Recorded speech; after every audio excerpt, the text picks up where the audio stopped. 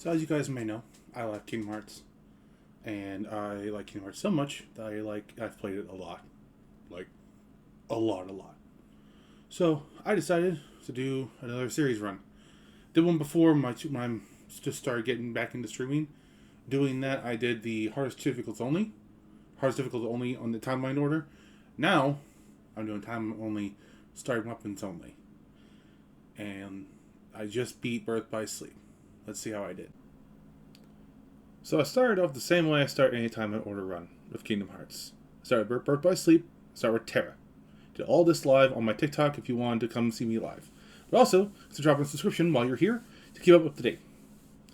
Just to start, I did play all the story on Critical which is the hardest difficulty. Now there are a few starting details between each character of the three you get to play in Birth by Sleep. Terra is a raw powerhouse.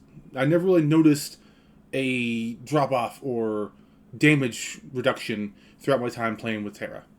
But Ventus, or Ven, as everyone else calls him, is a faster mixed attacker, but I barely noticed a drop-off with strength. It's when it comes to Aqua where...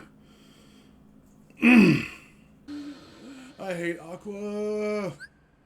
Love the character, hate her gameplay! The damage limitation on a mage-built Keyblade Boulder comes into play. Terra wasn't bad. To start his good damage output with his overall good defense was a decent breeze through. I only grinded in two spots. Once to beat the first boss, and then in a little bit of a later section to where I normally grind to be prepared for the rest of the story in Radiant Garden. Wherein I usually get the EXP Walker ability and the spell Magnet. These two become an EXP monster of combo. I mean, the amount of experience you get from doing these two very simple things is just mind-boggling. But that aside, after these grinds, I never really had a problem with Terra's story. I do have to point out, though, there was one fight in Peter Pan's world. While having the stop ability made the fight a literal joke. I was dying. Let's see if stop works. You won't stop me. Now you're mine. Want some? So long. Stop. Want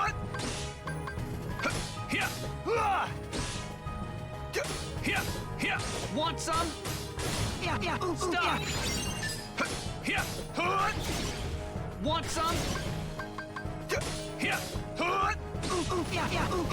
So long. Stop. Oh, this is great. Oh, I love this. Take that. But recalling back and watching the footage, I don't really recall any hard bosses or fights besides, of course, the end fights where I think most of the deaths in Terra's story come from. But all in all, it was a nice challenge, and the abilities I had at the end made it more manageable, having at least two Karagas to keep me alive with Leaf Bracer. Now, Ventus wasn't too bad either. He had sort of a smaller, slower start on the account of that he doesn't have much of strength as Terra does, but his quick attacks and quick abilities help him stay mobile and out of the way of most fights. Yeah, I had trouble here and there, but it wasn't anything that a couple of new abilities or commands couldn't help me get through. Again, besides the end fights with Vanitas, it wasn't a bad time with Vin either.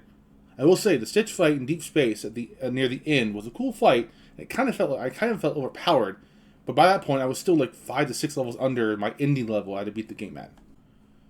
But Aqua, oh Aqua, you try. You do really try to be a physical attacker with your quick attacks and cartwheels. But it's even in the first world you visit, it takes 4 to 5 hits to defeat an enemy with only gives you 1 XP, and is the weakest enemy in the game. And again, she has 0 defense, like none to speak of. Yes, I may have been playing on crit. That's no excuse to have a defense of, I think, like 2 starting out, where Terra has, I believe, 8, and Vin has like 6.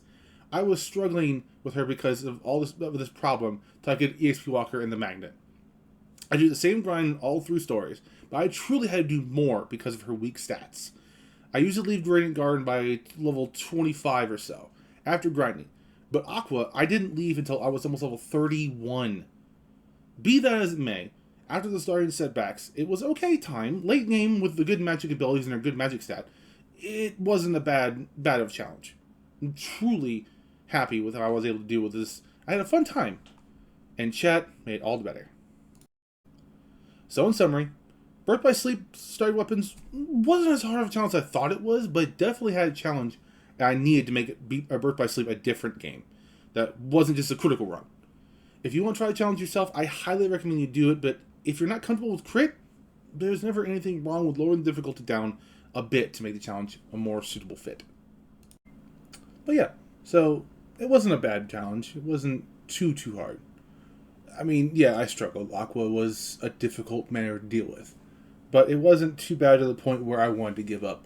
Like I've been struggling in Kingdom Hearts 1. If you guys have been watching my live streams. I had to restart 3 times. Because one time I wanted to do a no continue challenge. I didn't save before I continue.